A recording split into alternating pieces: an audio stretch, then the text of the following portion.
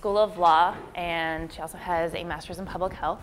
And she's going to speak with us about authorship. So something that I want to reinforce from our last lecture with Tracy Wilson Holden regarding scientific integrity and research misconduct is that they're very case-based, and every situation is a little different depending on your discipline. And so when the question regarding, well, who do I turn to, one of the responses is, well, who's available, all right? In your situation, who is someone that you trust? What does your department look like? Please ask these questions to your small group leaders this afternoon and just say, listen, we had this case this morning, this was a situation, what would you recommend? Because they're going to have an idea that is different from what I would consider or what Tracy might necessarily recommend. And that's what we're trying to get at, is that you have a great deal of resources out there in the people that you work with, but you have to ask them. So this afternoon, pose these questions to them and see that you will get different answers, but that there's a lot of help out there. All right, so I'm gonna pass this on. When Dr. Berg is done, please don't leave because I need to give you the assigned classrooms that you're going to be at with your group. And so just stay tight while I get that information.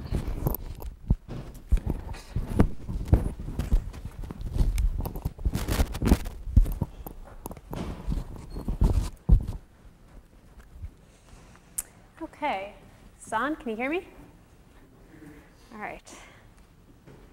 So we're going to talk a little bit about authorship, plagiarism, and publication issues. I think it's certainly one of the issues that continues to be the things that I see in some of the misconduct cases that come up through the university, but truthfully, it's one of the main issues that you see continually throughout people's careers in a variety of different fields. So despite the efforts we make in this area, it seems to be one of the most problematic things, more so than some of the other things. We certainly see high-profile cases of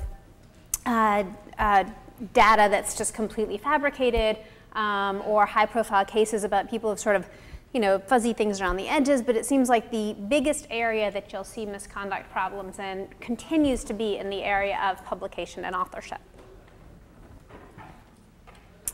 All right, so how do you think you're going to get credit? How are you going to get credit for the work you do? Publish things. What else?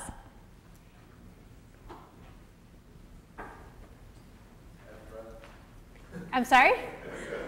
Have friends that appreciate it? Your parents will tell you you're doing a great job. What else? Conferences? You'll present at conferences? What else might you get? What kinds of forms of recognition might you get? Promotion and tenure will come along with that. What else? You might get something named after you, right? All sorts of ways you might get things. You might get honors, unlikely in this country, but people actually are granted titles in other countries based on what you do. You can get prizes.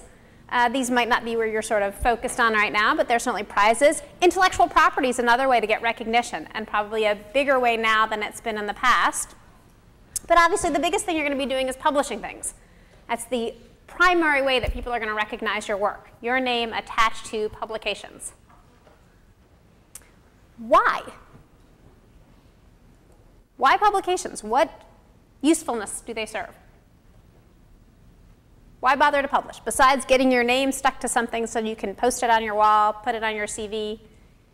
Publicly document the work that would happen. Sure, publicly document the work. What else? Why do you bother to publish what you do? Why not just go sit in a lab and do your work? Why is it important to publish it? Pardon? To graduate? Yes, it has some direct consequences on graduation, and for those of you beyond graduation, it'll have direct consequences on promotion and tenure. Disseminate information. Disseminate information, right? What happens if you don't publish your work? Well, someone else will publish it, but worse, someone else might redo the entire thing. Kind of a waste of time. All right, one of the things will be priority, right, for yourself to say you did it first. To develop the idea that, in fact, these are valid and robust results of what you're getting, to communicate your work. Most of you will not communicate every single thing you do just by going to conferences and talking about it. The only way to get the information disseminated more broadly is to publish it, to record it and archive it, historically archive it, to point out that you've done something and it doesn't have to be done again. To document your productivity, this is part of the sort of graduation issue, the idea behind promotion and tenure. Interesting issue, right? In the 1980s, they did a study and said the top 30 biomedical authors each published at an average rate of once every 11 days. What does that say to you?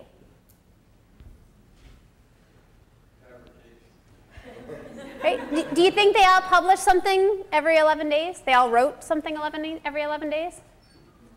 No, something else is going on here, right? What else? What's that? They have a ton of postdocs, right? What are they claiming? Are they claiming what they've written or what they've done? In what way? They're the senior advisor on the project. Maybe. On that many projects? I was looking first author. No, this was just that their names appeared on an article. Now, one of the things we'll talk about is, what does that mean? All right, one of these things that's out there is called something called ghost authorship. What's ghost authorship? What is ghost authorship? When somebody writes an article, but their name doesn't appear on the author. Yeah, someone else actually does the writing, but their name doesn't appear at all on the article. So we're sort of going to have a continuum here. One end would be ghost authorship. You actually do all the writing, name doesn't appear on it. What do you use an acknowledgement for? You ever acknowledge anybody? What do you use an acknowledgement for? People who didn't contribute enough to be listed as author. Yeah, you're basically acknowledging the contributions that they're making. Citations, maybe you're citing to work that they've done previously in another area. Co-authorship, we'll talk about what are the standards for it. Lead authorship is going to be significant in various ways. Sole authorship, obviously, significant in the idea that you've actually done all of the work there. What's a gift authorship? What is it? Anybody ever had that happen or heard of that happening? What do you use it for? Politics. Politics. Thank you so much for helping me out. I'm kind of hoping you're going to help me out again. My gift to you is I'm going to put your name on my paper. You actually haven't done anything for authorship, but it's a gift. What's feudal authorship?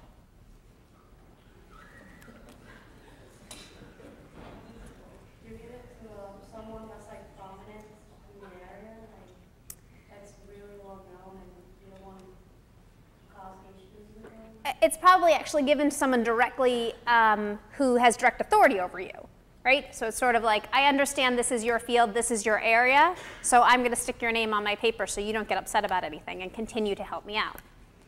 Plagiarism then kind of follows our continuum onto the other side, where you're actually purposefully taking somebody's words and not giving them credit, kind of on the other end of the extreme from the ghost authorship. And piracy, we'll get to the plagiarism and piracy areas.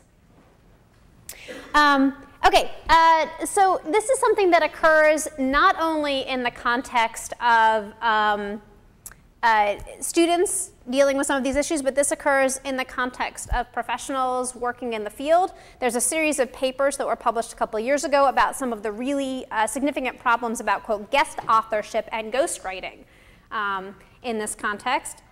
They found in the clinical trials that actually the drug company employees wrote the papers, then recruited academically affiliated investigators to be the authors, putting them in the first and second positions on the list. So if they were ghost authoring, they don't actually even appear. They wrote the papers, called some academics up and said, wouldn't you like this? This would be great. We'd like to put your names on this, and basically handed them the written paper. In the scientific review papers, the Merck employees actually contracted with medical publishing companies. They didn't even do the work to ghostwrite, then recruited academics to be listed as sole authors and received money for doing this. And in 92% of the clinical trials articles, they disclosed the Merck financial support, not the ghost authorship, but the financial support. Half the scientific review articles did not even disclose the fact that they got money from Merck. What's going on here? Why? Who wants to do this? Why would Merck even agree to do any of this? What are they hoping for? What is it they're hoping for? Like, why is it that Merck wants to do this? Why even set this up like this? It makes it seem more, if not just legitimate, but it makes it seem more authoritative, right? You've got prominent academics in the field who are publishing these things, putting their names on the paper. Why did the academics agree to do this? Money's part of it. What else? And why is that important?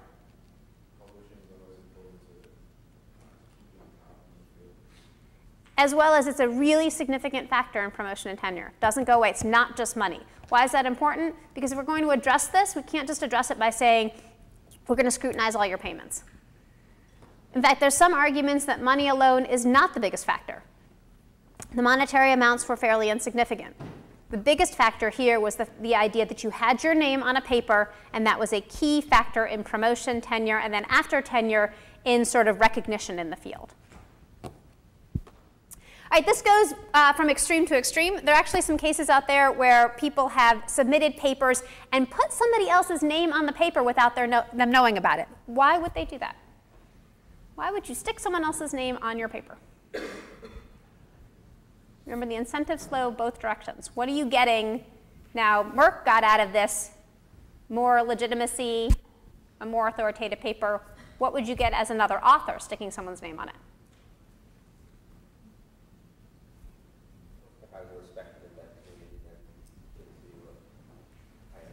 Yeah, same kind of idea, right? Is that, you know, you benefit from having this recognized person's name on your paper. This was an interesting piece and sort of about where somebody's paper did not get accepted, and the editor meets with someone and kind of says, oh, I'm so sorry about your paper. And the person says, what paper?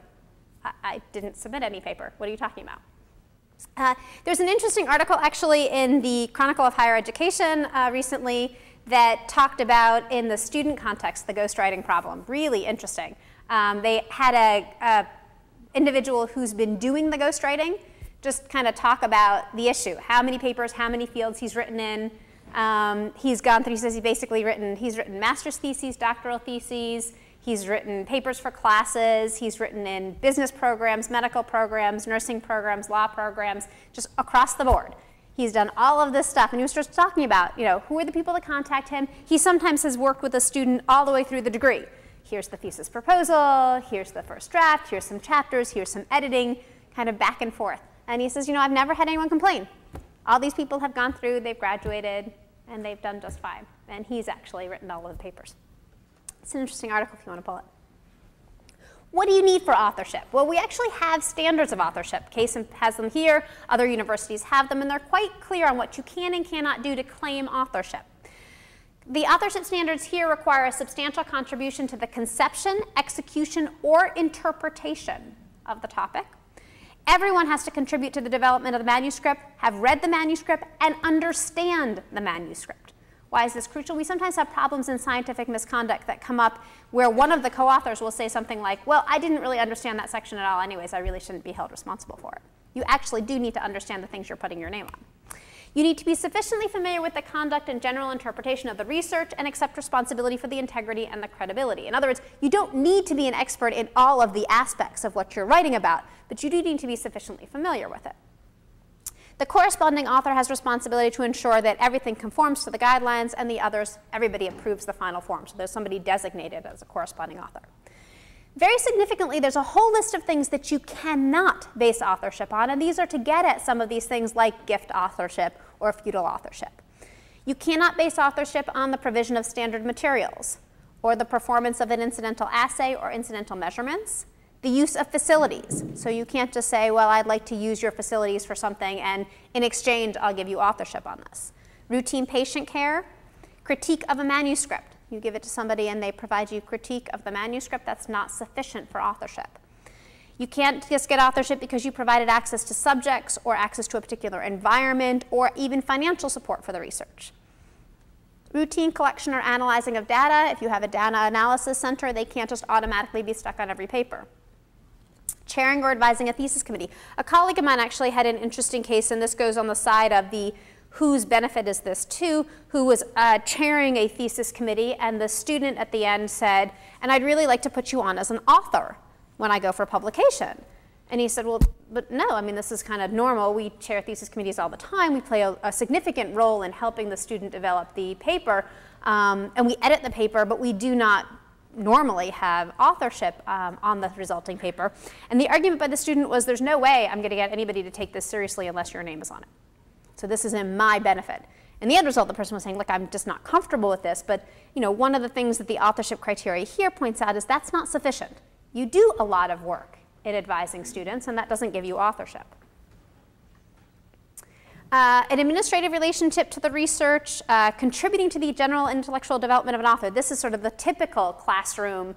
Students write me papers all the time. I edit them very heavily in a rough draft, first draft, second draft, and give them back to them. That doesn't qualify me for authorship.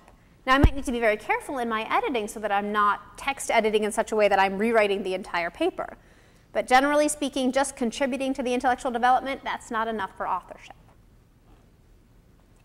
The ideal situation is authorship's determined at the very beginning of a research project. In other words, you don't get to the end and go, oh, you know what, it turns out this person actually had a big role to play. You have an idea of who the authors are.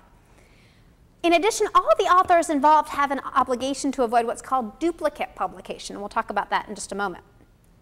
Disputes go through a correct hierarchy of department chair, division head, dean, provost. And in some cases, authorship may constitute scientific misconduct. In other cases, it's simply an authorship dispute. So you have to be careful about whether you're violating rules within the university. In some cases, you might be actually violating scientific misconduct rules.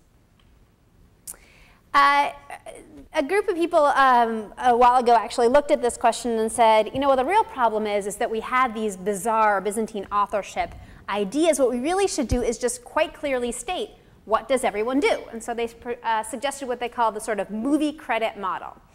You have the producer, Dr. Lab Chief, the director, Dr. Project PI, starring Ms. Doctoral Student, co-starring Mr. Collaborator, special effects by Ms. Lab Tech, tissue procurement, Dr. Clinician, bottle washing, Mr. Undergrad, and you sort of actually create a nice little list. Who did what, and it's very clear what you could do. What do you think about this idea? Good idea, bad idea? What do you think? Anybody see any problems with it? Go ahead. I like it in the sense that it attributes, roles to each author, but I think it minimizes the importance of each author's role in the entire production. Mm-hmm. So if, you have something majorly wrong with the manuscript, one person might have an issue with it, but because they're just Mr. Bottle Washer, oh well, you don't really have a say because you're Mr. Bottle Washer. Which actually, unfortunately, may be true in reality, too, depending on sort of the undergraduate's ability to comment in on something. So it may minimize the role of different people in sort of actually having the entire thing. Remember, the authorship standards that we have here are premised on the idea that everybody is substantially involved in some sense in the development of the idea, the implementation of the idea, or the actual drafting of the manuscript. They play a significant role, and that's what authorship goes by. The other big problem in this, of course, is that it works, but only if everybody adopts it kind of right away. Otherwise, it's very confusing, and it will also undermine all of the other reasons why we need to get authorship. So it's going to be very hard to implement if your promotion, tenure, graduation, everything else is going to rest on a very traditional model of authorship.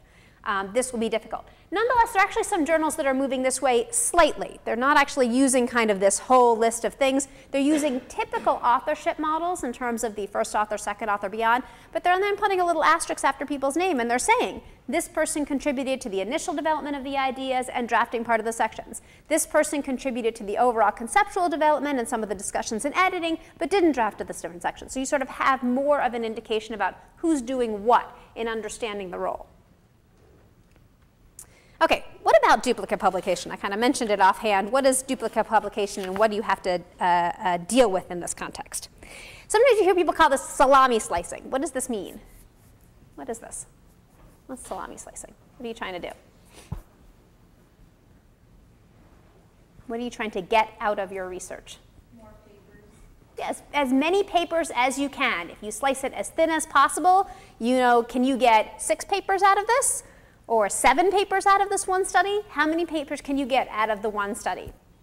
Now, while it's completely acceptable to separate out your research into various different publications. Sometimes you're speaking to a different audience. Sometimes there's initial parts of it you'll publish in different ways. The idea is to avoid a situation where you actually have multiple publications that are really the same publication that you're claiming to be, well, really I have 6 publications. The truth is you have 1 study and maybe at best 3 papers that really should have come out of it.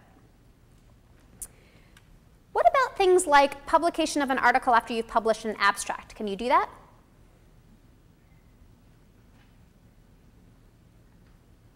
Can you publish how many people think you can publish an article after you've published an abstract?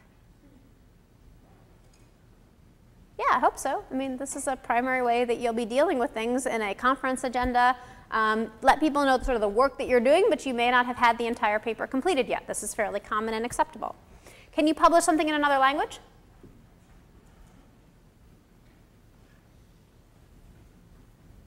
Sort of a yes, but what do you have to do? Cite to the original in the original language. You sometimes also need copyright permission. I'll talk about copyright in just a second. What about duplicate submission? Can you submit a draft article to multiple journals at the same time? Sort of a trick question. Yeah, the answer here is actually depends on the field.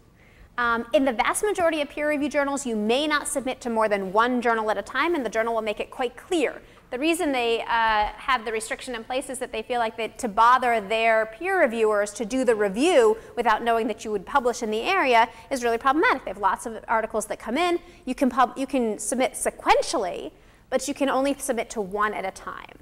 That is not true in some fields with student-run journals. You actually are allowed to submit to multiple journals at the same time. So there is a bit of difference depending on the field you're in. Most of what you will be dealing with are peer-reviewed journals, and the vast majority of those will not allow you to submit to multiple journals at one time, which means you may only submit to 1.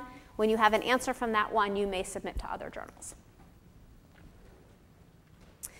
Okay, there's a committee on publication ethics that exists. It's a group in the UK, but they actually publish online all of their cases and some of their standards, and they're actually quite good at giving a framework for understanding how you deal with publication and duplicate publication.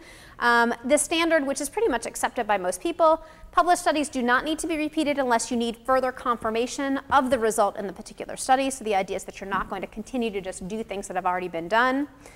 Previous publication of an abstract does not preclude subsequent publication of the actual article, but you actually should disclose, even in the submission, that you've published the abstract in these conference proceedings.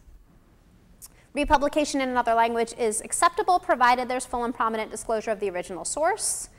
And also, you need to disclose details of related papers, even in a different language, or similar papers in press when you do submit. And journals are starting to ask you that. As part of their submission form, they're starting to ask you things like, what else do you sort of have out there? Are there other things or other submissions or other papers? In other words, what they don't want to have happen is that you've submitted slightly different versions to multiple journals, all of whom think they have the initial sort of story, accept the paper, but then at the same time, you have the same thing essentially come out in multiple journals. Okay, plagiarism. What's plagiarism? What do you have to do with it? Plagiarism actually does constitute scientific misconduct. So the Office of Research Integrity does define plagiarism as the theft or misappropriation of intellectual property and the substantial unattributed textual copying of another's work. It doesn't include authorship or credit disputes. In other words, the authorship issues are separate. There are a whole set of issues about authorship. We do have guidelines at the university. They are not considered to be scientific misconduct problems. Plagiarism is. So theft or misappropriation of intellectual property and the substantial unattributed textual copying. What do you need to worry about there?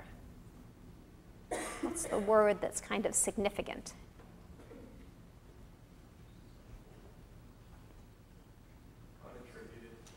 Unattributed is part of it. What's the other one you're going to need to figure out? Substantial, right? What's substantial? What constitutes plagiarism? Okay, this was a sort of big story a couple of years ago. A sophomore publishes a book that gets enormous press, and soon after it's published, another author says, but that's my book. And these are the two things. There's kind of a space between them. So the first passage is written by the original author, and the second passage is written by the student. Is it plagiarism?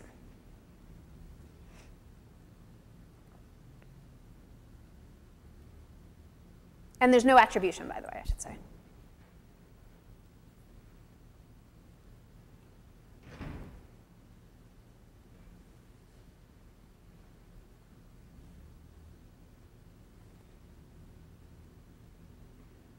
How many people think it's plagiarism? How many people think it's not plagiarism? How many people haven't finished reading it?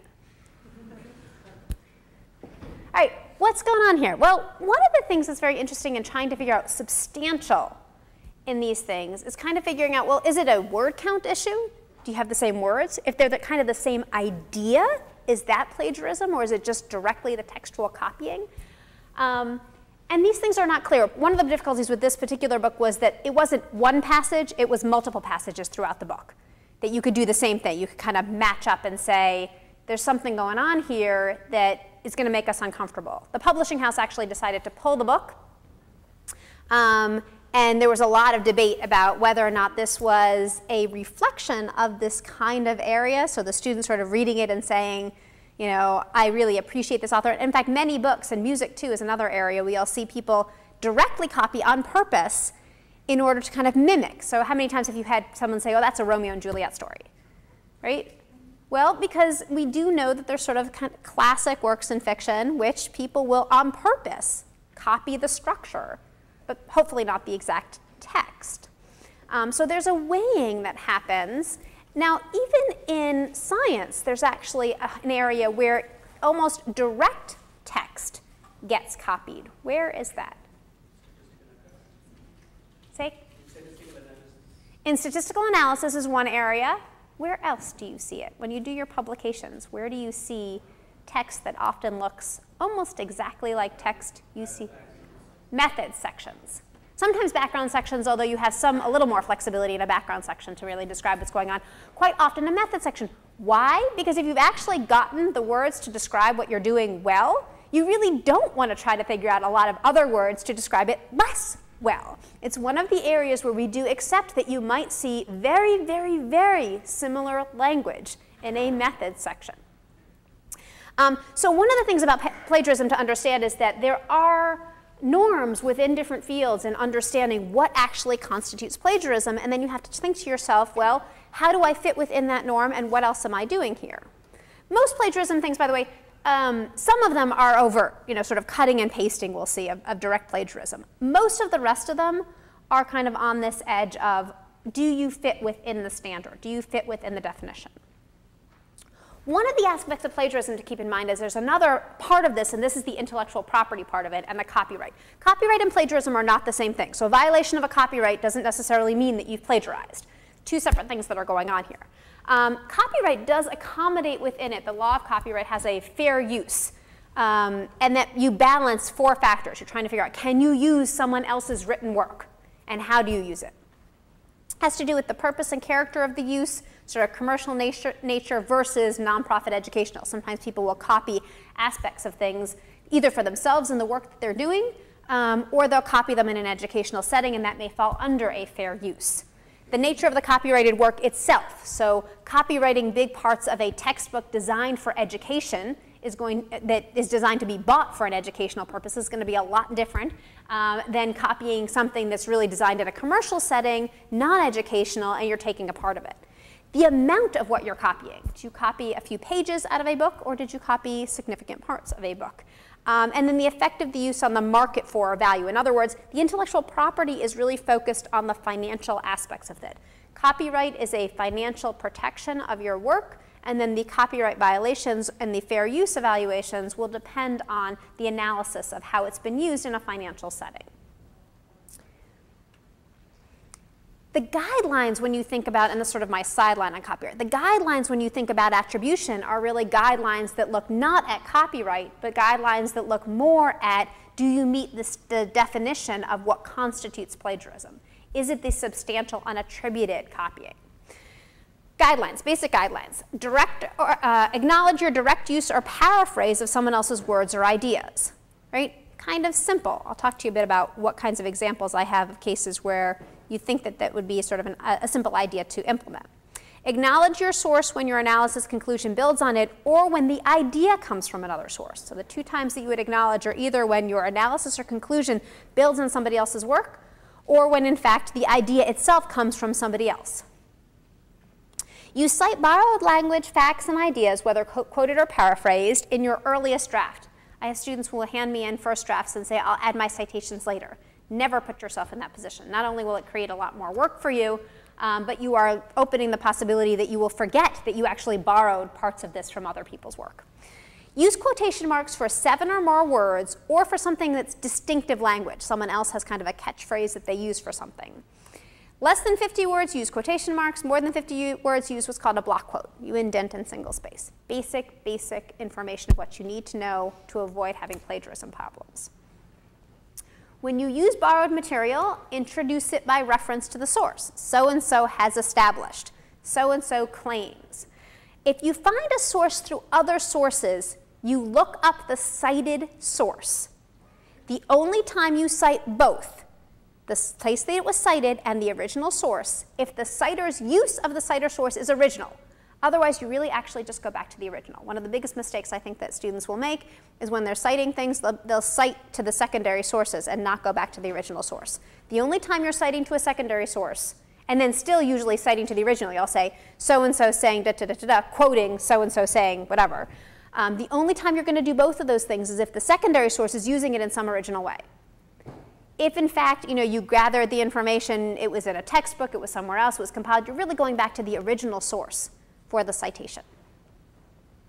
All right, so I'll talk to you in just a second about some examples. I want to take a moment to talk about what's kind of a side part of plagiarism, which is sometimes called piracy, where you're not actually stealing someone's words, you are stealing someone's ideas. Are you allowed to take information you learn from conference presentations and use it in your work? How many people think yes?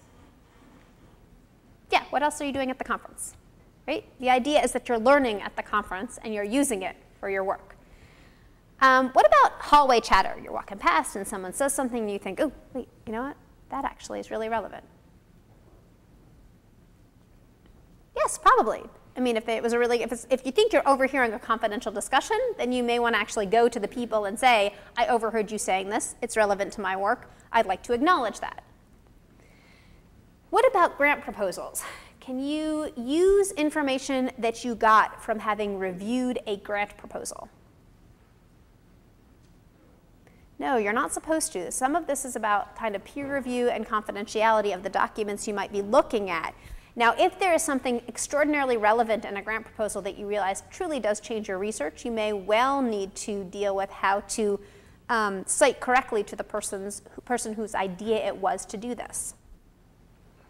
Same with the manuscript sent for review. Now, this is tricky because we have had situations where somebody will have a manuscript and they will look at the manuscript and realize that there's something that must be changed in their research, and you can't unlearn the information. You can't pretend you don't know it if, in fact, it's going to make a big difference in the research that you're doing. But since it's been sent to you review under a blinded process, you can't use it either. And you can't exactly call the person up and say, oh, by the way, that paper you sent out that's supposed to be done under a blinded review, that's pretty relevant for what I'm doing. And there have been a variety of ways people have suggested to get around this problem. One has been to, if you can, wait until something is published and then be able to cite directly to the way the person is working on it. Another has been to, often people are publishing in an area where they've done multiple things early on, and there may well be an abstract or other work that they're doing where you can either go back to cite it, or you can actually talk to the person on the basis of that work that they've done earlier and say, I'm really interested in the work that you're doing here and its relevance for my project. Can I talk to you about this and how it's going to move forward? But it's not an easy area because it's supposed to maintain the blinding of the peer review process. At the same time, you've obviously gathered knowledge that will be relevant. We talked about sort of boilerplate information and text in various parts of the grant thing. What about photocopying and downloading? Can you photocopy things, download things from the web? Yes, with limits. This is the copyright area. So there are limits to what you can photocopy and are limits to what you should be downloading. In some cases, when you're talking about scientific misconduct, the scientific misconduct can also equal academic misconduct. Go ahead. Mm-hmm.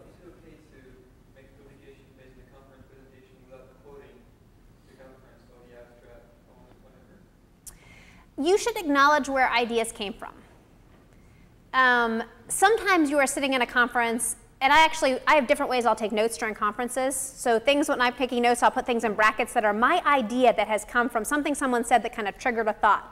but it's not really their idea that I'm using. It's my idea that happened because they were saying something and I thought through where I'm going to go with it. So it depends on what you're using it from. If somebody actually gives you the idea, you really should attribute it. And you can cite even to a conference presentation. And sometimes they'll have an abstract published, and so you can cite to the abstract where the idea for the thing came from. You don't have to add them as an author on your piece, but you're citing back to what they're doing. Other times, it's really that their discussion and part of the conference triggered you to think about something a little bit differently, but it's not that their work is what you're using your work and your thought process, and that's different. And no, then you don't have to say, and I came up with this idea from, sitting in the room when I was listening to this particular presentation. So it depends on what you're getting and how you're getting it. All right. Situations in which scientific misconduct also equals academic misconduct. In other words, you have scientific misconduct problems, you also have academic misconduct problems. Much of the situations where we discussed earlier about problems of plagiarism can be academic misconduct as well as scientific misconduct. Authorship disputes can be academic misconduct as well as scientific misconduct. But academic misconduct can actually be broader. One of the situations we have that comes up is students using the same paper or a substantial part of a paper for 2 courses without notifying the individual who's grading them that they're doing this. It's not necessarily plagiarism, A, because you're using your own work, although using your own work can be a publication problem if you have published it already somewhere else. However, because both of these are not published, this is going to count as academic misconduct, not as plagiarism or scientific misconduct. There are a variety of penalties that you'll see that come and play here. For academic misconduct, we have clear guidelines for academic misconduct. The Graduate Student Handbook will give you more information on this. I'll give you a couple of examples as we finish this up here. So what about a student writes a paper using the same language as many of her sources, doesn't put quotation marks in, but does provide citations to the relevant sections? Is this a problem? And if so, what should be done? So you're using the same language, you did not put in quotation marks. You did provide citations. Acceptable or not acceptable? How many people think acceptable? How many think not acceptable? How many have like hands that can't raise? I'm gonna move things around here a little bit. Yeah, not acceptable. You need to provide quotation marks. It's not enough that you provide citations, and we've certainly had a number of students brought up before honor code violations or academic misconduct violations where they'll say, but I cited to it. It's like, but you implied that the words were your own. You cited to the source, but you didn't let us know that you were actually using text from something else. My particular favorite are, every so often I get papers that have cut and paste from the internet with the hyperlinks included in the paper. And I'm like, I'm sorry, but you did not put hyperlinks in your paper on your own. What if we change the wording a little bit? If someone changes some of the minor words to it's not exactly the same? Well, that's always a judgment call in trying to figure this out. The idea is that sort of 7+ words in a sentence, or maybe some people will say greater than 30% of the material is really the same wording or the same structure. You should at that point either provide the direct citation and say it's paraphrased from here, or just use the direct quote.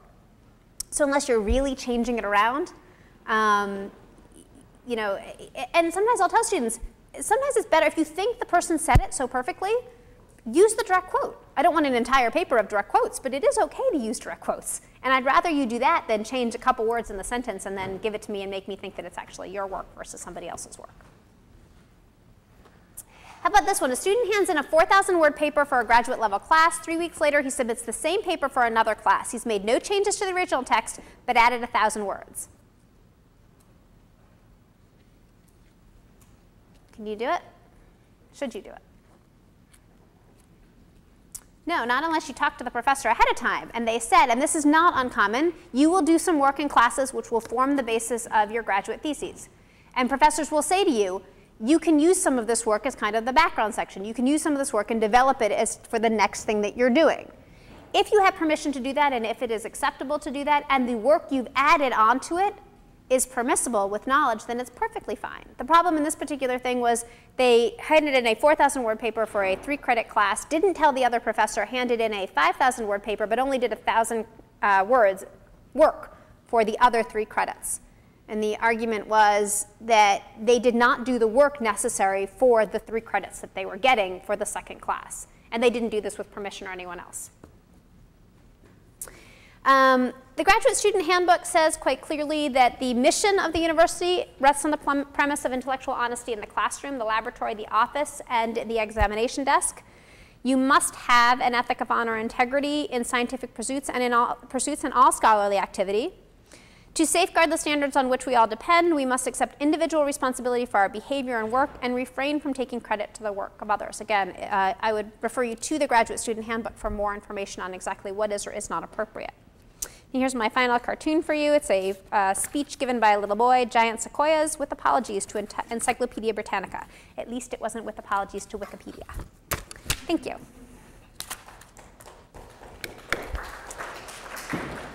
Questions? Are you done? They have to go. What? So does anyone have any questions for Dr. Burke? Go ahead.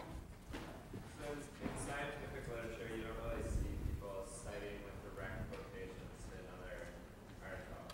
But, I mean, often you see, like, almost the identical sentence just because it's written so beautifully. Like, what the heck is it? You need citations. Now, like I said, the one exception to this is method sections. It is sometimes. Sorry, I meant to push forward. That's good. It is sometimes very difficult to rewrite a method, and you would in method sections sometimes you'll find sort of a broader citation. Something will note that the first place that described this method was X, but they don't actually put everything in quotation marks. But other than that, I mean, some people will write very well, and you'll look at the work that they did and say, that's just perfect. It says it just perfectly, and that's great, as long as you put quotations around it when you put it in your work. So the fact that there are a number of scientific publications that do not do this might only mean it's very difficult for you to identify the original work in which it came from. But it doesn't mean that you actually can get around the plagiarism restrictions. Other questions?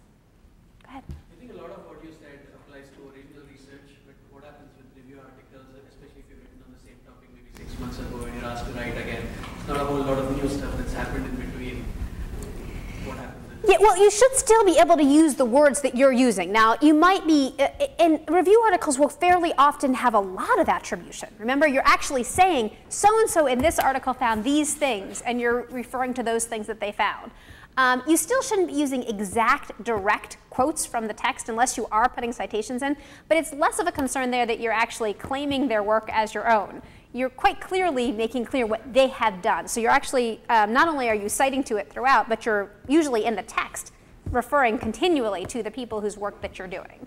And again, there's going to be a little bit of flexibility here. You still shouldn't be using direct text quoted unless you use quotation marks. Other questions?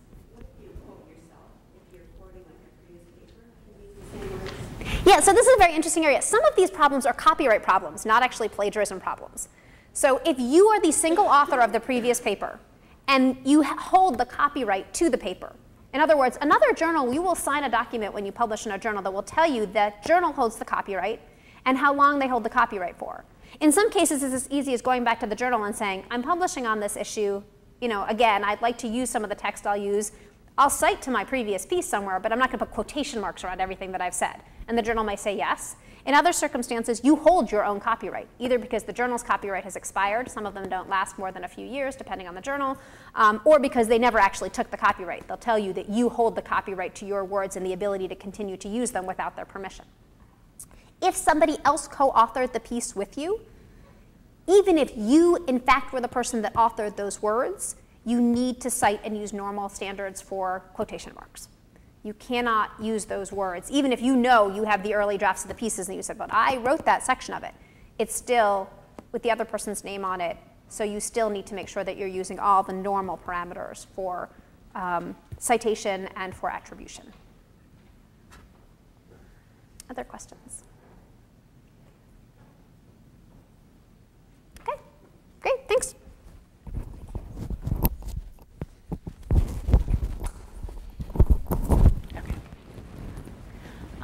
Okay, so Pamela is on her way over with the new groups, but before we break out and you get the name assignments, we're going to go for the afternoon. I still have a question for you to kind of round out the morning is, yes, so what, right? So we made you do this, correct? You all raised your hand and you're like, someone told me I had to be here. That's why I'm here. Does it begin to make sense, like, these 3 days, do I really think that I'm going to make you an ethical person, or that from this you will have research integrity? Is that my objective for these 3 days? Do I have that power? No, absolutely not, all right?